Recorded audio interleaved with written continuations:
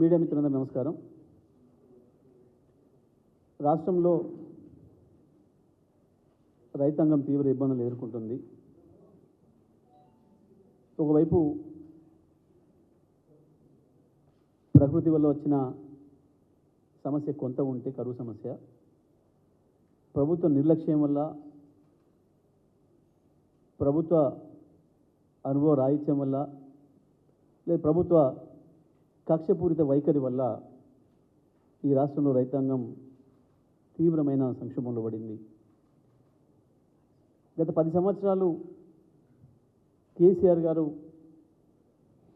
ఎంతో కష్టపడి రైతాంగంలో నింపిన ధైర్యం మళ్ళీ సడలే పరిస్థితి వచ్చింది. వాస్తవమే, కొంత వర్షాలు ప్రారంభంలో వచ్చి వర్షపాతం ఎక్కువ నమోదైనప్పటికీ కూడా నీటి నిల్వల విషయంలో ఈ ప్రభుత్వం యొక్క ఫెయిల్యూర్ స్పష్టంగా కనబడుతుంది. ప్రజలు, రైతులు ఎక్కడికి పోయిన నియోజకవర్గాలలో అధికార పార్టీకి సంబంధించిన నాయకులనే ముందు ఆశ్రయించింది. ఆ పార్టీకి సంబంధించిన శాసనసభ్యులకు, మంత్రులకు మొరబెట్టుకున్నారు. సార్, నీళ్లున్నాయి, ఇస్తే మేము బ్రతికిపోతాం, మేము మిమ్మల్ని నమ్ముకొని పంటలు పెట్టినాం, వెంటనే నీళ్ళు ఇవ్వండి అని చెప్పి అడిగాను. వాస్తవానికి గత 5 సంవత్సరాలు వరుసగా కేసీఆర్ గారు ఏదైతే 24 గంటల కరెంటు వ్యవసాయాన్ని కూడా అందించిండ్రో, దానివల్ల పంటలు పండించుకోగలిగిన రైతులు. ఎండాకాలం వస్తే కూడా ఒక్క చెరువు ఖాళీ లేకుండా స్వయంగా ముఖ్యమంత్రి గారే పర్యవేక్షణ చేసి ప్రతి ఊరు చెరువు ఏప్రిల్ మాసంలో కూడా మత్తడి దొరుకుతూనే ఉండాలి అని చెప్పి మిషన్ కాకతీయతో బాగు చేసిన చెరువులన్నింటినీ కూడా వివిధ కాలువల ద్వారా వాటిని నింపించి పెట్టడం జరిగింది. చెక్ డ్యాంల నిర్మాణం చేసి చెక్ డ్యాంలలో కూడా నీళ్లు ఉండేటట్లు స్థానికంగా ఉండే అన్ని రకాల వాగులకు కూడా నీళ్ళు వదలడం జరిగింది. ఒకవైపు నుంచి కాళేశ్వరం నీళ్ళు కావచ్చు, ఇంకొక వైపు నుంచి గోదావరి నీళ్ళు కావచ్చు, కృష్ణా నీళ్ళు కావచ్చు, ఎడమ కాలువ కావచ్చు, లో లెవెల్ కెనాల్ కావచ్చు, ఎస్ఎల్బిసి కావచ్చు, ఇక్కడ ఈ వైపు ఇది కూడా ఎస్ఆర్ఎస్పికి నీళ్లు వెనక్కి తీసుకుపోయి ఆ పంటలు కూడా రక్షించుకోవడం జరిగింది వరదకాల ద్వారా. కాళేశ్వరం దాని యొక్క ప్రాధాన్యతను, ఆ ప్రాంతం యొక్క ప్రాధాన్యతను గుర్తించే కేసీఆర్ గారు మరి ఆ రోజు కేంద్రంతో అన్ని రకాల సంస్థలతో మాట్లాడి పక్క రాష్ట్రాన్ని కూడా ఒప్పించి దాన్ని నిర్మాణం చేయడం జరిగింది. నిజంగా ఇవాళ కేసీఆర్ గారు కనుక ఉండి ఉంటే ఒక్క ఎకరం కూడా ఎండి ఉండేది కాదు అనే భావన రైతుల నుంచి వస్తున్నది అని అంటే కేసీఆర్ గారు అంత ముద్ర వేశారు వ్యవసాయ రంగం పైన. నిజమే, నిన్న నీళ్ళు వదిలేరు. ఇప్పటిదాకా కాళేశ్వరమే లేదు, కాళేశ్వరం నిష్ప్రయోజనం అయిపోయింది, మొత్తం కుంగిపోయిన 3 పిల్లర్లతో మొత్తం కాళేశ్వరం పోయింది అని చెప్పి ప్రచారం చేసిన ప్రభుత్వం రేపు కేసీఆర్ గారు వస్తున్నారు 5వ తారీఖు అన్న భయంతో నిన్న లిఫ్ట్లు ప్రారంభం చేసింది. లక్ష్మీ పంప్ హౌస్ కావచ్చు, గాయత్రి పంప్ హౌస్ కావచ్చు. ఎందుకు ప్రభుత్వం ఈ రకంగా దుర్మార్గంగా ప్రవర్తించింది? ఒకవైపు మా మాజీ శాసనసభ్యులు దీక్షలు చేయడం, రైతులు కూడగట్టుకొని ధర్నాలు చేసిన తర్వాత అప్పటికి కూడా కదలలేదు. కేసీఆర్ గారు 5వ తారీఖు నేను వస్తున్నా కరీంనగర్ కనంటేనే ఇవాళ నీళ్లు విడుదల చేయడం మొదలుపెట్టింది. తుంగతుర్తి సూర్యాపేటలకు వస్తున్నా, జనగామ తుంగతుర్తి సూర్యాపేటకు వస్తున్నా, పాలకుర్తిని కూడా సందర్శిస్తా అని చెప్తేనే అక్కడ ఏదో 3 రోజులు నీళ్ళు వదిలేరు. కేసీఆర్ గారు తిరుగు ప్రయాణం కాగానే మళ్ళీ ఎక్కడ నీళ్ళు బంద్ చేశారు సూర్యాపేట తుంగతుర్తి ప్రాంతాలకు కూడా. ఇంత దుర్మార్గంగా ప్రవర్తిస్తుంది ఈ ప్రభుత్వం. రైతుల పట్ల ఒక కక్షపూరితమైన వైఖరితో ప్రవర్తిస్తూ ఉంది. ఏం మాట్లాడుతున్నారు? నిన్న మంత్రులు చాలామంది హడావుడిగా మొన్న సాయంత్రం నుంచి వెళ్ళి మాట్లాడడం మొదలుపెట్టారు. ఇక ముఖ్యమంత్రి గారి కంటే ఈ రాష్ట్రం ఒకటి ఉందని కానీ, ఈ రాష్ట్రంలో రైతులు ఉందని కానీ ఆయనకి ఏం సోయి లేదు, పట్టింపే లేదు. ఆయన పనంతా ఢిల్లీ టూర్లు, మూటలు తీసుకుపోవడాలు, అక్కడ అప్పచెప్పి రావడాలు తప్ప వారికి ఈ రాష్ట్రంలో ప్రజలు రైతులు ఓట్లేస్తే గెలిచినామన్న సోయి కూడా లేదు. ఉప ముఖ్యమంత్రి నీటిపారుదల శాఖ మంత్రి పాపం అష్ట కష్టాలు పడి ఏదేదో మాట్లాడిండ్రు. ఏం మాట్లాడిండ్రు రైతులకు పనికొచ్చే ఒక మాట ఏమైనా? కేసీఆర్ మీద దాడి చేస్తే రైతులకు ఉపయోగం అవుతుందా? కేసీఆర్ అడిగిన ప్రశ్నలకు సమాధానం చెప్పండి, లేదా కేసీఆర్ చేసిన డిమాండ్, రైతుల తరఫున చేసిన డిమాండ్కు స్పందించండి, దాని మీద మాట్లాడండి. ఊరికే నోరు బారేసుకొని కేసీఆర్ వల్లనే అయింది, ఏమైంది కేసీఆర్ వల్ల 40 లక్షల మెట్రిక్ టన్నుల ధాన్యం 3 కోట్ల మెట్రిక్ టన్నుల చేరింది. ఇవాళ మీ నిర్వాహకంతో మళ్ళీ వెనక్కి పోతుంది. కేసీఆర్ వల్ల కనుక అయితే రైతులు కేసీఆర్ని అందరు కదా. కేసీఆర్ వచ్చినాక కరెంట్ కడుపు నిండి వచ్చిందా? కేసీఆర్ రాకముందున్నదా? కేసీఆర్ వచ్చినాక చెరువులు కలకల్లాడుతున్నాయా? కేసీఆర్ రాకముందున్నాయా? కేసీఆర్ వచ్చినాక చెక్ డ్యామ్లు నిర్మాణమైనాయా? అంతకుముందు ఉన్నాయా? కేసీఆర్ వచ్చినాక కడుపు నిండా రైతు అన్నం తినే పరిస్థితి వచ్చిందా? అంతకుముందు ఉన్నదా? కేసీఆర్ రాకముందు వేలాదిగా ఉన్న రైతుల ఆత్మహత్యలు మధ్యన బంద్ అయినాయి. కేసీఆర్ దిగిపోయి 3 నెలలు కాకముందే 100 రోజుల్లోనే 200 ఆత్మహత్యలు, పాములు, తేళ్లు, కరెంట్ షాకులతో చేసినాయని హత్యలే ప్రభుత్వం చేసినాయి. వాటి మీద మాట్లాడలే, వాటి మీద లేదు సమాధానం. కేసులు పెడతాం, జైల్లో పెడతాం, అడిగితే కేసీఆర్ జైల్లో పెడితే సమస్య పరిష్కారం అయిద్దా? రైతులు కడుపు నిండుతుందా? ఏది మాట్లాడిండు? ఇవాళ వ్యవసాయ శాఖ మంత్రి గారు పాపం ఆయన కొంచెం విజ్ఞతతో మాట్లాడుతాను అనుకున్నాను నేను. ఆయన కూడా విజ్ఞతతో మాట్లాడుతున్నాడు. ఇవాళే కేసీఆర్ గారు కేంద్ర ప్రభుత్వాన్ని అడగను, కేంద్ర ప్రభుత్వాన్ని నమ్ముకుంటే నట్టేట మునుతుంది నా రైతాంగం, వాళ్ళు వచ్చి చూస్తామని 3 నెలలకు వచ్చేవరకే ఇక్కడ ఏం మిగులుండదు, రాళ్ళవానతో నష్టపోయిన రైతాంగాన్ని ఆదుకోవడానికి నేనే 10,000 రూపాయలు ఇస్తే ఎకరానికి అని ప్రకటించి వారం రోజులనే ఇచ్చాను. వాళ్ళు లేడు ఆయన మంత్రిగూడలో పాపం, అంతా ముందున్నాడు కానీ బహుశా తెలియక మాట్లాడుతున్నట్టున్నాడు. ఇక బట్టి ఉద్యమంలకు ఎన్నడూ కూడా బాధ్యత లేదు, ఎన్నడూ కూడా ప్రభుత్వాన్ని నడిపే తెలివి లేదు. కాబట్టి ఇంకా ఎదురు దాడి చేసి బతుకుతాం అనుకుంటున్నారు. ఎన్నికల ముందులాగానే ఇప్పుడు కూడా మాట్లాడితే ప్రజలు వింటారనుకుంటున్నారు. మీరు ఏం మాట్లాడేది చూస్తలేదు ప్రజలు, మీరు ఎటు నడుస్తున్నారో కూడా చూస్తున్నారు. ఇంకా కేసీఆర్ని తిట్టి బతుకుదాం,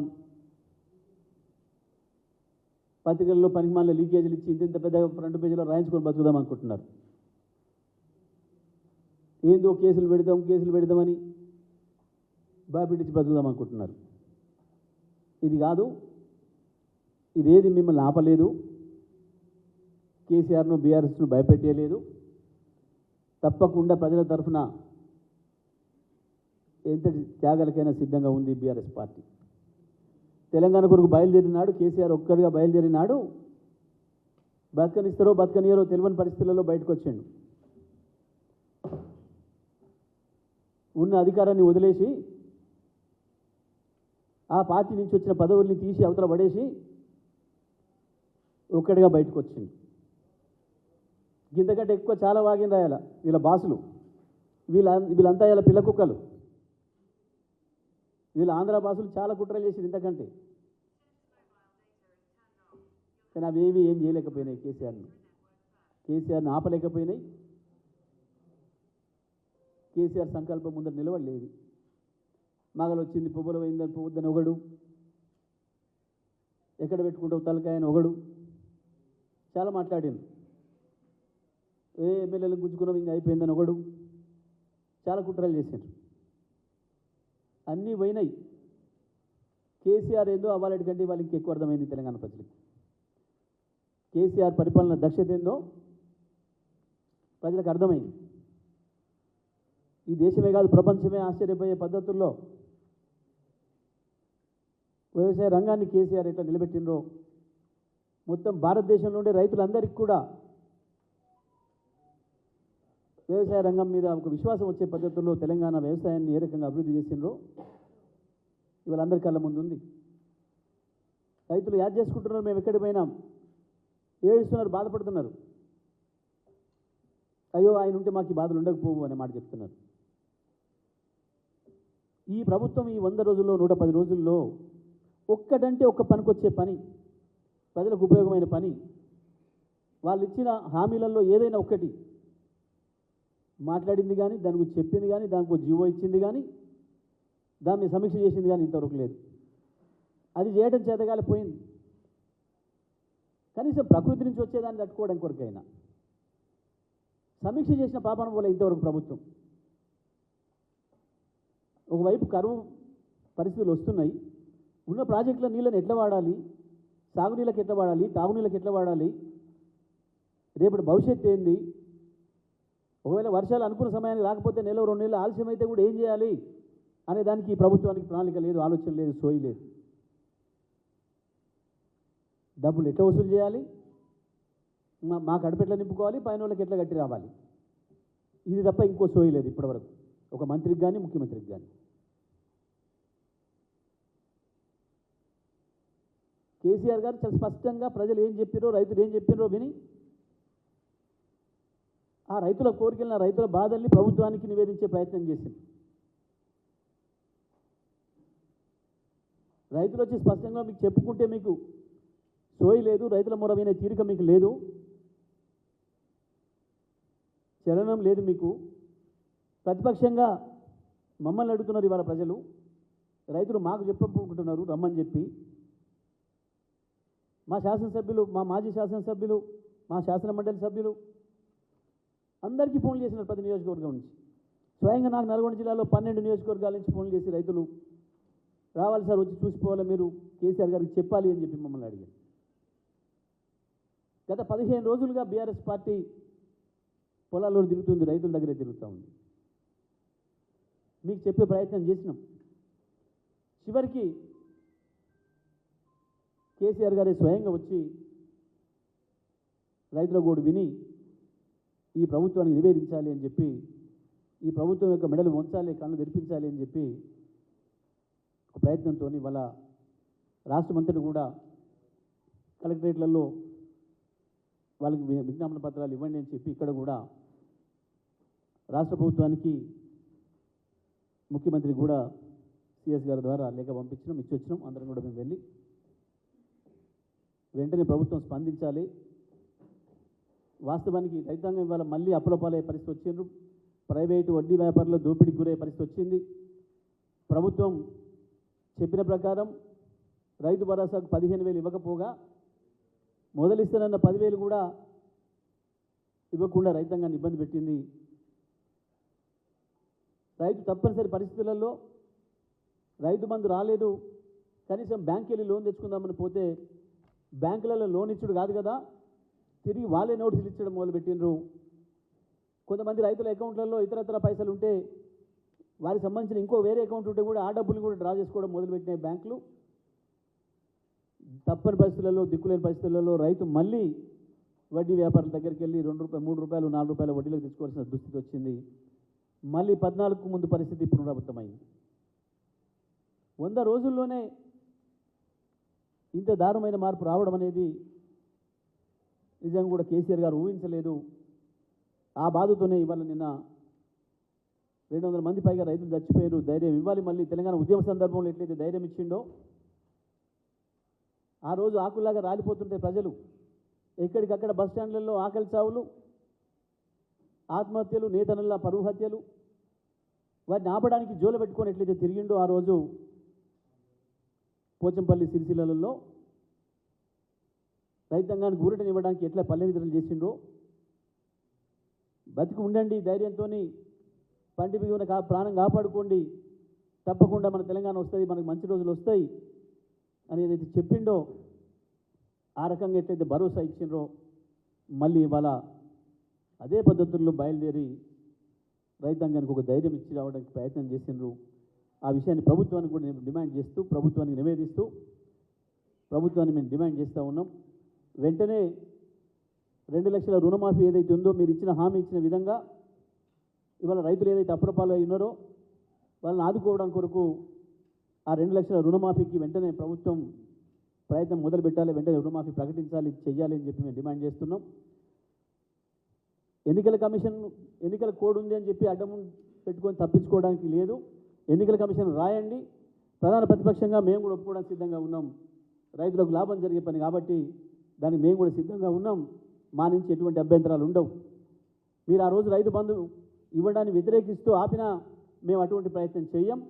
తప్పకుండా 2 లక్షల రుణమాఫీ కనుక మీరు వెంటనే చేస్తే దానికి ఎన్నికల కమిషన్ అనుమతి అడిగితే మేము కూడా మద్దతు ఇవ్వడానికి సిద్ధంగా ఉన్నామన్న మాటను కూడా మా నాయకుడు కేసీఆర్ గారు చెప్తా ఉన్నారు.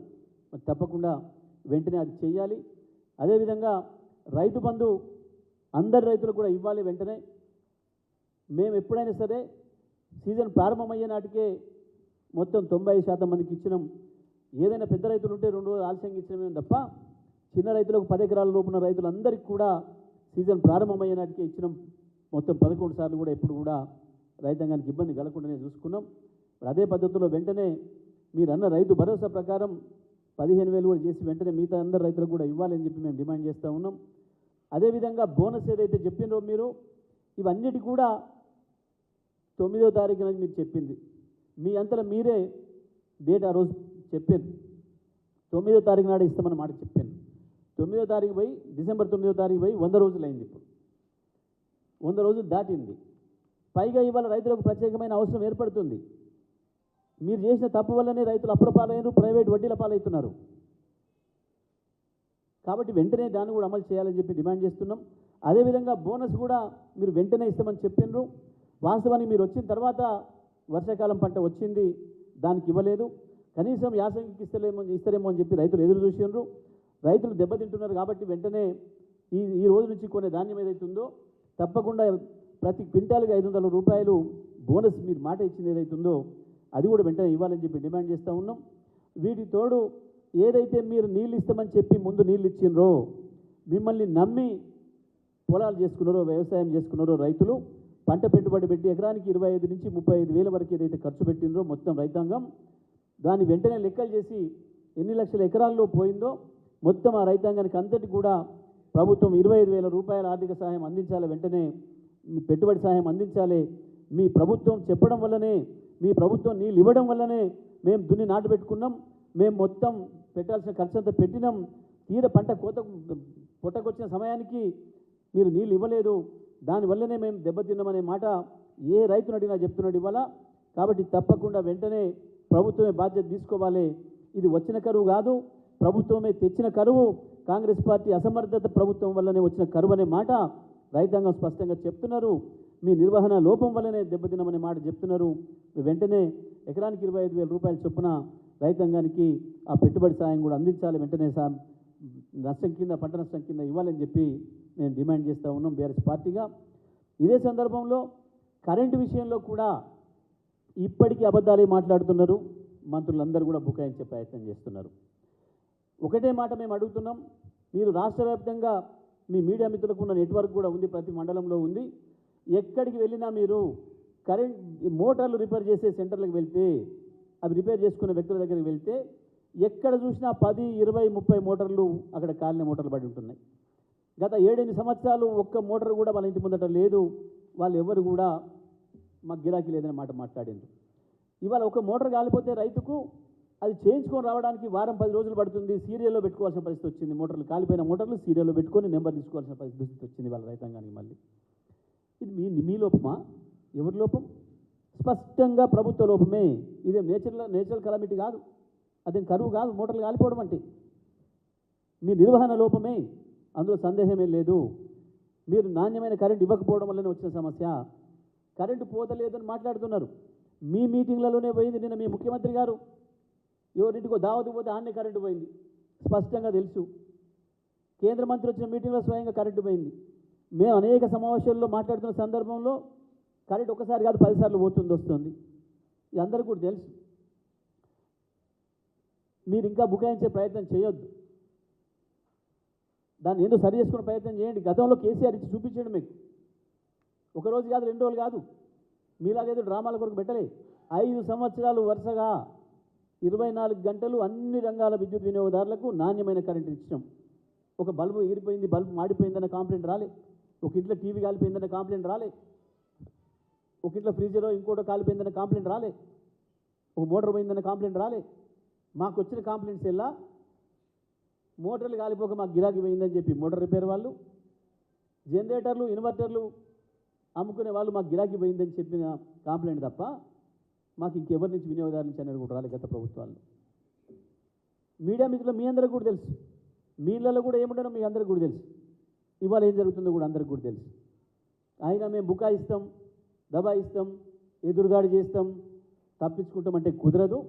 ఎట్టి పరిస్థితులలో కూడా రైతాంగం తరఫున ప్రజల తరఫున కొట్లాడడానికి బీఆర్ఎస్ పార్టీ ఉంది, కేసీఆర్ ఉన్నాడు, అందులో ఏం సందేహం లేదు.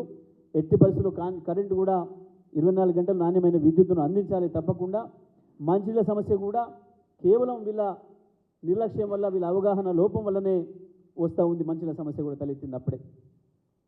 ఇచ్చిన మేము గతంలో ఒక్క రోజు కూడా ఒక బిందె రోడ్డు మీద ఇక్కడ కనపడలేదు వరుసగా గత 4 సంవత్సరాలు. ఇవాళ మళ్ళీ మొదలైంది. ప్లాస్టిక్ బిందెలు ఇంతకుముందు ఆ బిందెలను ఉండేవి, చప్పుడు బిందెలు చప్పుడుకి ఇప్పుడు ప్లాస్టిక్ బిందెలు మొదలైనవి, చాలా ఊళ్ళలో కనబడుతున్నాయి.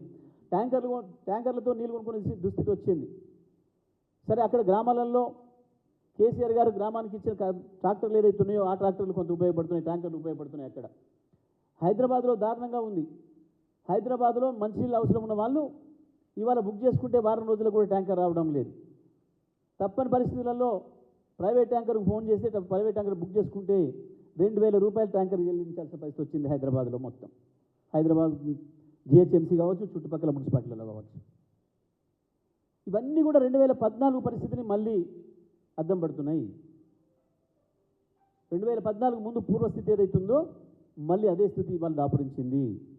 ఇది కేవలం ప్రభుత్వం నిర్లక్ష్యం వల్ల, ప్రభుత్వం యొక్క కక్షపూరిత వైఖరి వల్ల, ప్రభుత్వం యొక్క చేదగంతనం వల్ల, లేదా ప్రభుత్వం వేరే పనిలో ఉండి ఈ పని పట్టించుకోకపోవడం వల్ల వచ్చిన సమస్య తప్ప ఇది దానంతరం వచ్చిన సమస్య కాదు, ఇది ప్రకృతి నుంచి వచ్చిన సమస్య కాదు. అందుకే మేము డిమాండ్ చేస్తూ ఉన్నాం, కేసీఆర్ గారు ఏదైతే చెప్పినరో ఆ ప్రకారం వెంటనే 2 లక్షల రుణమాఫీ ప్రకటించాలి, వెంటనే ఇవ్వాలి, బ్యాంకులకు ఇచ్చి రైతాంగం మళ్ళీ అప్పులు తీసుకోవడానికి కావాల్సిన అవకాశాన్ని కల్పించాలి వెంటనే. అదేవిధంగా రైతు బంధు వెంటనే అందరికీ కూడా వేయాలి. 5000 బోనస్, 500 రూపాయలు బోనస్ కూడా వెంటనే ఈ సీజన్లోనే అందించాలి. దానికి తోడు ఏదైతే రైతాంగం ప్రభుత్వాన్ని నమ్మి వరిసేను సాగు చేసుకొని నష్టపోయినరో 1,00,000 ఎకరాలు, ఆ రైతాంగానికి అందరూ కూడా ఎకరానికి 25,000 రూపాయల చొప్పున వెంటనే నష్టపరిహారం ఇవ్వాలి అని చెప్పి మేము డిమాండ్ చేస్తూ ఉన్నాం.